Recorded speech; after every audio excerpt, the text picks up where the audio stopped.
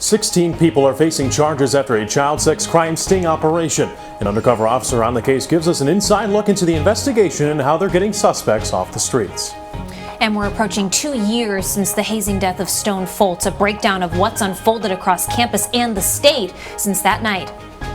Plus, as cleanup continues in East Palestine, people are feeling sick. A BGSU toxicology professor tells us if these symptoms could be from the toxic train derailment.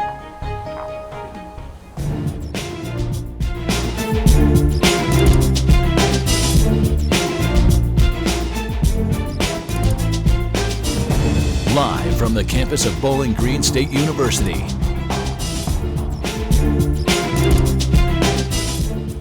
Some severe weather is heading into the area today. Welcome to BG Today. I'm Steve Iwanek. And I'm Claire Mitchell. These storms may impact travel. As you know, we're heading into that spring break. We're going to toss it over to our weatherman, Aaron May. Aaron, we had that gorgeous 60-degree day yesterday. The shorts were out, the sunglasses were out, and now we're dipping back into that not so nice weather. What's on the forecast for us? Hey Claire, it was certainly beautiful the other day. However, we did have severe weather beginning to move in later on Friday. Now looking today, we have cloudy conditions with a high of 46, low 30, and winds of 5 to 10. However, when we move ahead to Friday and look ahead in the week, we see a lot of issues coming up. Just our north in Michigan, we're seeing winter storm watches with up to 10 inches of snow. Up in Lucas County, we're seeing 2 to 4 inches possible. Then in our area, we're seeing a lot of rain as we just went under flood watch moments ago with 1 to 1.5 inches of rain possible. As we look ahead into the week, we will be seeing Thursday cloudy, and it's not going to be very warm, 46 as the flow of the week. Friday, just got to make sure that we have a good idea on those storms that will be coming in. Saturday, we'll have some snow showers, 40 degrees. Looking into the rest of our week, nice and sunny on Sunday with 49. Now our nice day of the week will be Monday with the high of 55. Tuesday, a high of only 48. And Wednesday, it will finally be sunny again at 43 degrees. So we got to make sure that we keep those severe storms in our back of our mind as we prepare for spring break. All right, thanks, Aaron. The Fostoria Police Department is making efforts to protect kids online. BG24 reporter Kerrigan Stark spoke to an officer who catches online predators through fake accounts. I just took a picture of myself pretending to be a young girl. It's as easy as putting my hair in pigtails and throwing on a jacket. These are the methods used by the people who help Officer Kyle Reinbolt catch child predators, but there's a lot more that goes into it besides clothes and hair. Officer Reinbolt has been a part of the Internet Crimes Against Children Task Force for almost a year. He's since then arrested over 20 potential online predators using fake social media accounts. Reinbolt described how he couldn't have made these arrests alone. He has a team of women who help him pretend to be underage girls. I'll say, hey, I've got this guy, he needs this picture. She'll take it, she'll send it to me, and then I run it through an application where I can edit it and turn her into somebody who looks way younger. Messaging the predators is where Reinbolt comes in. He's able to use these images to maintain his online identities in predator hunting grounds like Meet Me, Scout, and Whisper. All it takes is one interaction with one of his many fake accounts. The predator will be hooked, even after Reinbolt tells them he's a minor. They'll kind of back off. They'll say, oh, that's wrong, I can't do that. Oh, you're underage, I shouldn't be talking to you. But it only takes a couple minutes before they come back. They send me another message like, well, prove you're real, or oh, send me another picture. You know, their interest is sparked. Reinbolt hopes to become a detective one day, but will continue to work for the task force. He's in need of more female criminal justice students who can provide content to advance his undercover investigations. If anyone is interested in being a part of the team, they can contact Reinbolt through his email at kmreinbolt@fostoriaohio.gov. With BG24, I'm Kerrigan Stark. Tuesday marks 2 years since the death of BGSU student Stone Foltz. BG24's Reese Lannon joins us live in studio with the latest on what has happened since. Reese? Hi, Steve. Foltz died in March of 2021 following a hazing incident off campus. Here's what has happened since. On April 9th, 2021, BGSU permanently expelled Pi Kappa Alpha. On July 6th, Ohio Governor Mike DeWine signed an anti-hazing bill into law, making hazing a felony. On May 16th, 2022, individuals charged in Foltz's death went to trial. Then, at the start of this year, the Foltz family reached a $2.9 million settlement with BGSU over his death. Now, I spoke with one of the freshmen who says all of this has made him reconsider joining Greek life. I think having the knowledge of that case makes me more wary of what I would be doing and would encourage me to ask more questions, more in-depth questions, and get as much information as I can before I make a decision like that. Now, Steve, since then, 2 additional fraternities were suspended. Delta Chi was suspended in 2021 for 5 years due to hazing reports. Meanwhile, Phi Delta Theta was suspended until 2024 after hosting a party with underage drinking. Reporting live in studio for BG24, I'm Reese Lanen. All right, thank you, Reese.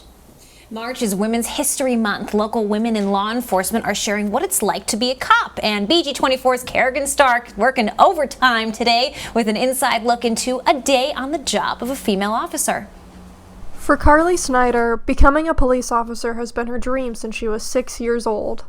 Now, having served 6 years with the BGSU PD, her favorite interactions are with people who don't know that she's a cop. When I first meet them, they don't realize I'm a police officer. And then after a little bit, they'll ask me what I do, and I tell them, and they're like, "You're a cop?" And I'm like, "Yeah." And they're like, "Wow, like, you're pretty down to earth, and you seem like you really care about people." And it's like, yup, like, we do. She's fully aware of how different she is compared to the typical officer. In fact, she works to fight against these stereotypes. We're not heartless. We have to maintain a professional demeanor and disposition, but it doesn't mean we don't think about it. Think about that person that we held their hand as they're crying. That stuff doesn't go away. Separating work from home is a balance that Snyder admits to struggling with. But as the crisis intervention coordinator, she knows how important getting help is. Got to take care of your mental health. This job is stressful. You can't be your own worst enemy. You got enough out there, you got to fight. You can't beat up yourself. Snyder hopes people will see that she's not just a police officer. There's a human behind this badge. There's many human experiences that we go through. Reporting for BG24, I'm Kerrigan Stark. I love that. Thanks, Kerrigan. Meanwhile, something to note, the city police department is hiring. BGPD recruiters say they're looking for entry-level police officers. So anyone graduating this spring can apply, and that pay, not too shabby, starts at $29 an hour, and the deadline to apply is March 15th. People from East Palestine are still asking questions about their health and safety. As cleanup from the toxic train derailment continues, the EPA air and water monitoring says the town is safe. But residents continue to worry about lingering effects from the chemicals that train carried. Some possible side effects from exposure to those chemicals include headaches, dizziness, eye and skin irritation, along with difficulty breathing. The people of East Palestine are reporting similar symptoms. People are complaining of all kinds of symptoms. The EPA is doing air monitoring for certain chemicals, and they're finding little to no concentrations, but clearly the people are having an effect from something, but what's causing that effect is very hard to say. Metcalf says due to the lack of information, it's hard to prove a risk for exposure. Further testing and monitoring will be important in the process of providing people those answers. Well, one Falcons career soon coming to a close. Yeah, coming up, how a familiar face and her mom have made a big impact on the women's basketball team. And what the Falcons are looking for heading into their home ice advantage for the CCHA quarterfinals.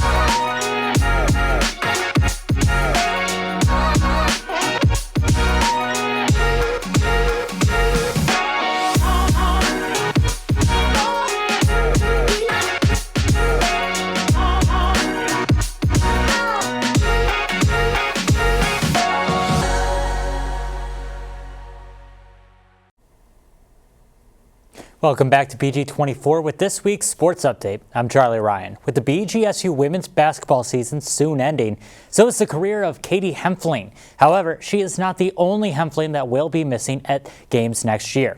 BG24's Steve Iwanek sat down with Katie and her mom Beth to talk about the impact they've both left on the program. It makes a huge difference. The Miami game when I had to sit out when I sprained my ankle, it's really funny. Because my mom was still going to come to the game, but she showed up a little bit late, perhaps. And Coach Kaz looked at me, she goes, "Your mom's coming to the game, right?" And I was like, "Yeah, she'll be here, like, of course." And so when she came in, like, she was, like, yelling at refs, yelling at our, like, girls, stuff like that. So she makes a huge difference, and I know everyone appreciates it. Was that the game we were down by 12 points in the first quarter? I don't know.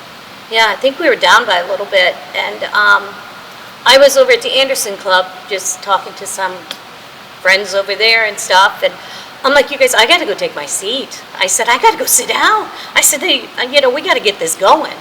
And I came over there and started cheering and yelling and, play with intensity. Let's go. You got to find the fire in the belly. Let's go. You can do this. And by halftime, yeah, we were winning. So that was pretty exciting. You can find the full story on the BG24's YouTube page. Now, let's take a look at the MAC standings as we head into the final games of the regular season. With BG's win over the Cardinals, they'll drop them down to third, giving the Falcons the second seed guaranteed. BG can take the regular season title on Saturday since they do have overall wins over Toledo currently as they go into the Battle of I-75. For the first time, though, since 2020, the Falcons have home ice advantage for the first round in the CCHA playoffs. Reporter Momo Paff had the chance to attend practice and talk with the players about the upcoming series. For the Bowling Green hockey team, the playoffs are just around the corner. On Friday, the first round of the CCHA Mason Cup playoffs begin. Bowling Green obtained home ice advantage for their series against the Ferris State Bulldogs. With only one win in 4 games against Ferris, they have proven to be a difficult opponent this season. However, head coach Ty Agner says that the team has put that behind them and is ready to take on the challenge. It's a fresh start, and we've been talking about playoff hockey for a long time. I believe our guys are excited, and the attitude's good because they're comfortable in this situation. The team's positive attitude reflects on the ice during practice, and junior Anton Malmstrom says that the key was to be able to separate the regular season from the playoffs. Well, regular season and playoffs are two different things. We're trying to put the regular season behind and now full focus on the playoffs ahead of us. The players have been most appreciative to the fans filling up the Slater benches, and senior Nathan Burke says that being able to play in front of them for a competitive series makes them more thrilled for the weekend. I mean, listening to that crowd last weekend, it was unbelievable, so I can't wait to get back out there in front of them. No matter the results, the Falcons are determined to play their best hockey yet at the Madhouse on Mercer. The first round games are scheduled March 3rd through 5th, with puck drop at 7:07 on Friday and Saturday, and at 5:07 on Sunday if necessary. Momo Paff, BG24. Top 4 teams in the CCHA will have home ice advantage, with Minnesota State taking on Lake Superior State in Mankato. Michigan Tech takes on St. Thomas in Houghton. BGSU takes on Ferris State at the Slate, and Northern Michigan takes on Bemidji State back in Marquette. Well, that's all we got here for sports this week. Steve and Claire, back to you guys. Sounds like a great weekend for BGSU Athletics. Thank you, Charlie. All right, switching gears now. Furry friends are preparing to pounce on Bowling Green. That's right. A new cat cafe is coming to town. It's called Tabby and Fido's. Yeah, you heard us right. The women-owned cat cafe is set to open April 4th, and it's located on Main Street near that Wood County Library. It will be Northwest Ohio's first cat cafe. Owners say they have a lot to do, but they are excited to be helping cats find a new home. It's going to be perfect. Yeah, I know. Hopefully, not only just will the cat atmosphere be clawsome, but hopefully the coffee will be too. Have that in your back pockets. Question for you though, dog or cat? Which team are you? I've always been a dog guy. I was just going to say, there's kind of only one right answer here. My sister has a cat, and I love that little thing, but I've always been a dog guy. I've had 2 in my life, so I'm going to have to go with the dogs. Can't cuddle. I've never met a cat that you can cuddle. Like a dog. I want a dog to snuggle up next to me. But maybe that's just me. Well, maybe you can do that if you get a cat and take it to the cat cafe. No cats here. All right. Well, thanks so much for watching BG Today. Follow us for that latest news on Twitter at BG24TV or find us online at BGFalconMedia.com. That's right. We'll be back March 16th after spring break for updates from around Bowling Green and Wood County. Have a good afternoon.